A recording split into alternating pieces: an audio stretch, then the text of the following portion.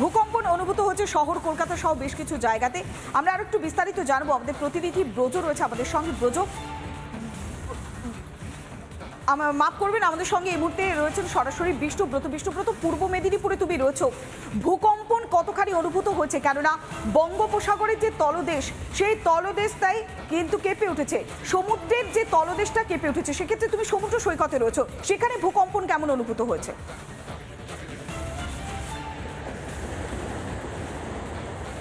দেখো পৌলমী, এই মুহূর্তে আমরা যেখানে রয়েছি একদম প্রপার দীঘা উপকূল, যেখানে আমি একটু তোমাকে যদি ব্যাখ্যা করে দিই, আমরা আবহাওয়াবিদের সঙ্গে এখন কথা বলছিলাম, দীঘার যে মেট্রোলজিক্যাল ডিপার্টমেন্টের যে আধিকারিক আছেন, এই মুহূর্তে আমি দেখাচ্ছি দীঘার সমুদ্র সৈকত কার্যত ফুলে ফেঁপে উঠেছে।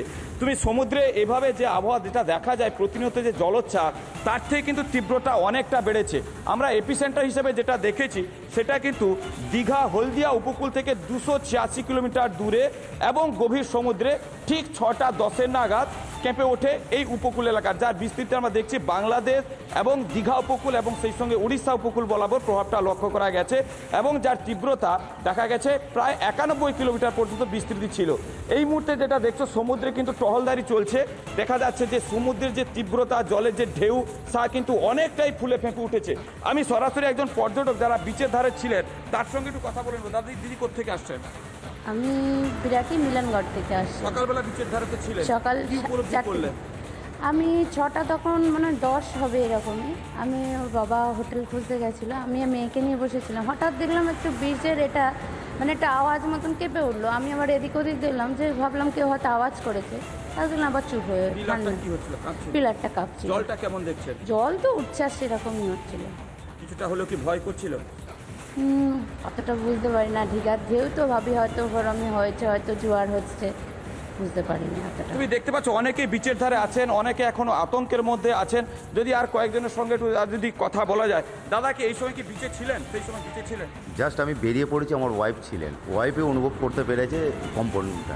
এই যে পর্যটন, কতটা ভয় লাগছে বলে মনে হয়? এখন হচ্ছে সেভাবে তো মাত্রা বোঝা যায়নি, যদি মারাত্মক কিছু তাহলে তো একটা বিপজ্জনক ব্যবস্থা হতোই। হ্যাঁ, আতঙ্ক তো থাকতোই। তুমি দেখতে পাচ্ছ বিচের ধারে এখনো পর্যন্ত মানুষ রয়েছেন, আমার সমুদ্রে উত্তাল ছবিটা। বিষ্ণুব্রত, তুমি আমাদের সঙ্গে থাকো, আমাদের সঙ্গে রয়েছেন বিপর্যয় মোকাবেলা বিশেষজ্ঞ গোপীনাথ ভান্ডারী। আপনাকে স্বাগত জানাবো রিপাবলিক বাংলাতে। ভূকম্পন অনুভূত হয়েছে শহর কলকাতা পাশাপাশি জেলা জুড়েও। বঙ্গোপসাগরের তলদেশটাই ছিল উৎসস্থল, সেক্ষেত্রে যে প্লেটগুলো সরার জন্য আমরা যে কম্পনটা দেখতে পাই, বঙ্গোপসাগরে জলস্ফীতি এবং সেই ভূকম্পনের যে তীব্রতা ঠিক কতখানি নজরে পড়েছে? প্রথমত আমি ভোরবেলাতে বসে কাজ করছিলাম আমার ল্যাপটপে, হঠাৎ করে দেখলাম বাড়িটা মানে আমার ঘরটা কেঁপে উঠলো। তো মানে আমি বুঝতে পারলাম না কিছু হয়েছে। আমি তারপরে এই জানলা ও জানলা গিয়ে দেখলাম, কিছুই দেখতে পেলাম না। আমার কিন্তু পেট ডগ আছে, তারা হই হই করতে শুরু করলো। তো আমি তখনও না মানে আমার মনে হচ্ছিল, বাট আমি শিওর ছিলাম না। তারপর তো খবরে শুনলাম আর বুঝতে পারলাম। অর্থাৎ এই আর্থকোয়েকটা, আমি এই কথাগুলো বললাম এই জন্য যে আর্থকোয়েকটা না ওইভাবে আমরা মানে যতই এক্সপ্লোর হই না কেন আমরা বুঝতে পারি না কি ঘটনা ঘটেছে। এবার মানে একটা কম্পন হলো, কম্পন তো বিভিন্ন কারণে হতে পারে। এবার যখন সেটা ইনশিওর করা হয় থ্রু আওয়ার ইনস্ট্রুমেন্ট মেজারমেন্ট করা হয়, সেখান থেকে তখন আমরা বুঝতে পারি। আর এটা যেহেতু বললেন যে মানে সিভিল লেভেলে হয়েছে, মানে আন্ডার সি হয়েছে, এটা কিন্তু আমরা খুব জোর বেঁচে গেছি, যেহেতু 5.something একটা রিক্টার স্কেলে হয়েছে। এইটাই যদি 6-এর ওপরে হতো তাহলে কিন্তু সুনামি হওয়ার একটা চান্স থাকতো। অনেকগুলো কন্ডিশন আছে, তার মধ্যে একটা কন্ডিশন হচ্ছে রিক্টার স্কেলে 6-এর বেশি হতে হয়। তারপরে depth of epicentre should be less than 40 kilometre, like that. তো কিন্তু কম্পনটা যথেষ্ট ভালো হয়েছে এবং এর আগে যতগুলো ফিলিং আমার হয়েছে বিভিন্ন সময়, এটা বোধহয় ম্যাক্সিমাম এখন পর্যন্ত। তবে আমার ভয় ধরে গেছে যে আমরা যে জোন 4 ধরে ডিজাইন করি স্ট্রাকচারগুলো, সেটা কি আদৌ ভ্যালিড থাকছে নাকি এটা নতুন করে আবার কনসিডারেশন করতে হবে। অনেক ধন্যবাদ। আমরা কথা বললাম বিপর্যয় মোকাবেলা বিশেষজ্ঞ গোপীনাথ ভান্ডারীর সঙ্গে। তিনি স্পষ্ট বললেন যে রিক্টার স্কেলে কম্পনের মাত্রা ছিল 5.1। যদি সেই কম্পনের মাত্রা 6-এর ঊর্ধ্বে উঠে যেত, অর্থাৎ 6-এর বেশি হতো, সেক্ষেত্রে একটা সুনামি হওয়ার মতো সম্ভাবনা তৈরি হয়েছে। আমাদের সঙ্গে এই মুহূর্তে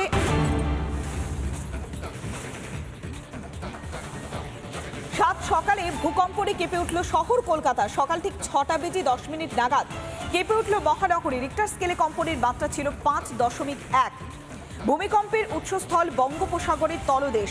কম্পন অনুভূত হয়েছে পার্শ্ববর্তী দেশ বাংলাদেশেও। সকালে ভূকম্পন অনুভূত হয়েছে শহর কলকাতায়। ঠিক 6:10 নাগাদ কেঁপে উঠেছে মহানগর। রিক্টার স্কেলে কম্পনের মাত্রা ছিল 5.1। একেবারে বাড়ির যে জিনিসপত্রগুলো সেগুলো কাঁপছে, দুলছে। ফ্যান, এমনকি জলের বোতল, সেগুলো কাঁপছে। অর্থাৎ ঠিক 6:10 নাগাদ কম্পন অনুভূত হয়।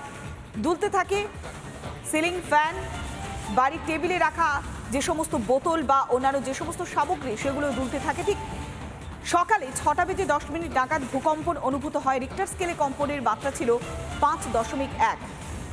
ভূকম্পনের উৎসস্থল বঙ্গোপসাগরের তলদেশ বলেই জানা গিয়েছে। ঠিক এইভাবেই টেবিলের ওপরে রাখা বোতল বা অন্যান্য সামগ্রী এমনকি দুলতে থাকে ফ্যান। ভূকম্পন অনুভূত হয়। সাত সকালেই কেঁপে উঠল শহর কলকাতা। ঠিক সকাল 6:10 নাগাদ ভূকম্পন অনুভূত হয়। বিভিন্ন সামগ্রী কেঁপে উঠতে থাকে। তারপরে প্রাথমিকভাবে সন্দেহ হয়, তখনই অনুমান করা হয় যে ভূকম্পনে কেঁপে উঠছে শহর কলকাতা। সময়টা ছিল ঠিক সকাল 6:10। তারপরে আচমকা ভূকম্পন অনুভূত হয়। রিক্টার স্কেলে ভূকম্পনের মাত্রা ছিল 5.1। ভূমিকম্পের উৎসস্থল বঙ্গোপসাগরের তলদেশ বলেই জানা গিয়েছে। এমনকি কলকাতার পাশাপাশি পার্শ্ববর্তী দেশ বাংলাদেশেও ভূকম্পন অনুভূত হয়েছে বিভিন্ন জায়গাতে। কোথাও বাড়িতে সিলিং ফ্যান এবং একই সঙ্গে বাড়িতে রাখা আসবাবপত্র, বেশ কিছু বোতল বা অন্যান্য যে সমস্ত হালকা সামগ্রীগুলোও কিন্তু কেঁপে উঠেছিল, সেই কম্পন অনুভূত হয়েছিল।